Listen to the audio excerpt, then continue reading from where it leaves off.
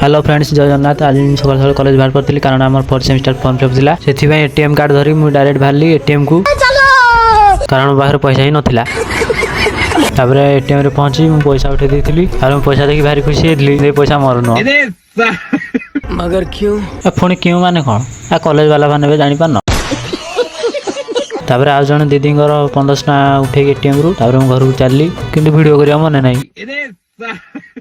प्रकाश मत घर पाखे छाड़ दे तार कौन कम थी से गला मुझे घर पहुँच सारापर मो सांग पलि आसला आम बाहर कॉलेज आम फाइनाली कॉलेज रे पहुँची आम सांग साथी समस्त मिसिक आम डिपार्टमेंट को गलु आम डिपार्टमेंट पहुँचला आम गोटे क्लास सारिकी बाहर आम फोर्थ सेमिस्टर फॉर्म फिलअप ये आसी देखला सांग साथी मैंने आगुरी आसिक ठिया पड़ते आम एकाठी समस्ते 1500 टका धरिकी सागे सागे फॉर्म फिलअप करके पलि आसिलु